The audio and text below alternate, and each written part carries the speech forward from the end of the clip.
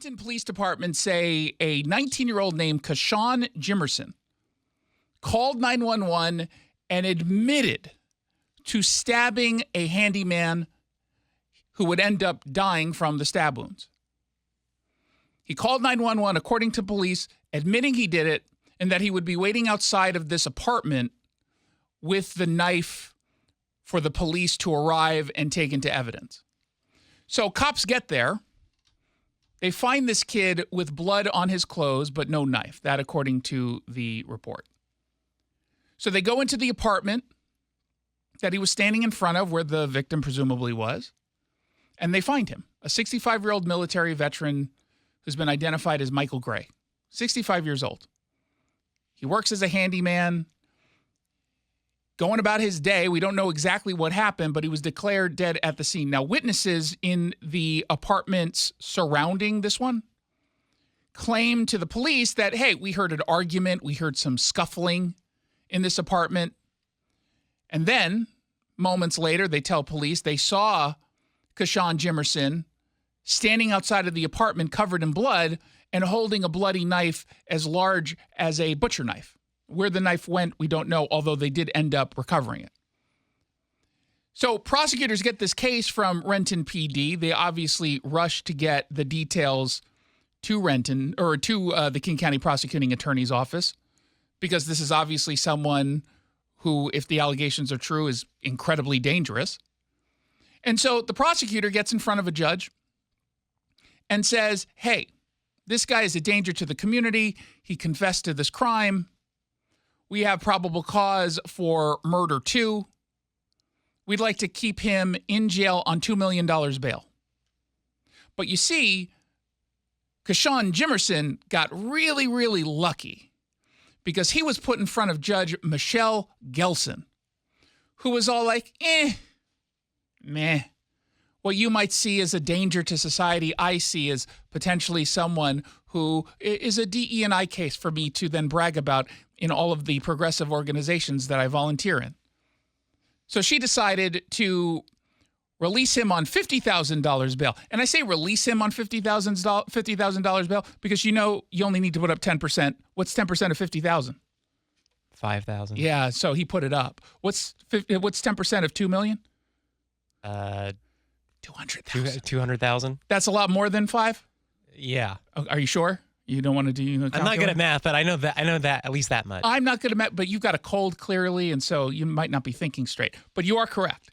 I did do the calculation. I asked ChatGPT which one is higher. It turns out 200,000 is higher than 5,000. Easier to put up the $5,000 than the 200,000? Presumably, yes. Yeah, and that's what happened. He was in jail for 27 hours before he was released on $50,000 bail, following what the prosecution and the police say was a murder that he admitted to. Now, perhaps the judge saw something none of us saw, right? I'm not going to pretend to have all of the details that the judge might have. I did read everything that was in the super form that explained what happened. I don't know what other information you might need, including if this was a case of two people fighting. You still have someone who stabbed someone to death, according to the police. Seems kind of important to point out and maybe say, well, this person serves as a danger to the community. Because if he's willing to stab a 65-year-old military veteran handyman who, according to his roommates, was like the nicest guy in the world, and of course these crimes always happen, it seems, to the nicest people in the world. If he's willing to do that, allegedly, wouldn't he, I don't know, pose the same exact kind of threat to someone else? But, you know, good news, on the bail form, it said he promises not to break any laws. Did he pinky promise? You know what? I did not add. They don't ask that. Maybe that's what we should add to it all, right? Not only do you sign your name to this document that you're not going to commit another murder, but also pinky promise. Swear, cross your heart, hope to die. Not hope to kill another victim, but hope to die yourself. This is absurd. And so I looked a little bit into Judge Michelle Gehlsen, and it's a good reminder, folks, that she, like so many other judges, are elected by the people. So King County voters put her into office. She was first elected back in 2019. She was, or posted there in 2019. She was elected in 2022. You know who she ran against? I was actually surprised by this. Judge unopposed. Oh. And so she ended up getting 98.2% of the vote. It's like an Iraqi election. It really is. It might as well have been. She ran unopposed. Her term ends in 2027. My guess is she'll run again, probably unopposed, and people will, yet again, just put her into office. And as you can guess, she kind of comes off as a radical progressive who back in 2021 wrote a letter to the editor of the Seattle Times. She did so as president of the District and Municipal Court Judges Association, the DMCJA, also known as DIPCAJA. And this is what she said. I'm going to read her whole letter because it's really short. This was in 2021. Remind me what was happening around that time? COVID. Yeah, what else? Defund. Yeah, what else? Criminal justice reforms, BLM, all that nonsense. Quote, recent local and national events compel us, the professional associations that represent more than 425 Washington judicial officers, to reassert our commitment to eliminate racism, prejudice, and inequality in our courts. Now, that sounds great. Except, is it really what they mean? No. When they say we're going to go after racism and fight for equality and equity, do they actually mean those words, or does it mean something else? It's something else. Something else. What's something else? What does it actually mean? It means we will go easy on folks on the basis of skin color because we don't like what some of the data points suggest. It continues, judicial officers must at all times model standards of fairness, impartiality, integrity, and competence. We are bound by a code of judicial conduct that requires us to both be and appear to be impartial and fair to all parties and persons appearing in our courts. While individual judicial officers perform our daily work independently, we speak with one voice to condemn words or behavior that violate professional obligations to the public we serve. Judicial officers across Washington state are committed to eliminating racial stereotyping, bias, and insensitivity toward persons appearing before us and the communities we serve. Let me translate that last sentence for you. What she's saying is we will include our bias and treat someone differently on the basis of skin color while telling you we're not doing so. We're going to tell you we're not doing it, but we are. But instead of punishing someone on the basis of skin color or gender identity or whatever else, we're going to give them some extra support in this courtroom. Now, she's a member of the Washington State Racial Justice Consortium. What do you think they do? Nothing good. No. This is their purpose, to provide education to our workforce on racism, the causes of racism, and how it shows up in the courts and legal system. That's code, again, for white supremacy culture infects all of this, and we need to dismantle the entire criminal legal system. Can't say criminal justice system because that implies that there's actual justice. How can you have justice in an unjust world filled with white supremacy? They say that it will offer a comprehensive review of specific areas of our court system that contribute to racial disparities, system racial injustice, it means systemic, and perpetuate harm. Kind of like high bail in cases of murder. Is that possible? That's one avenue you could take. I'm just throwing that out there.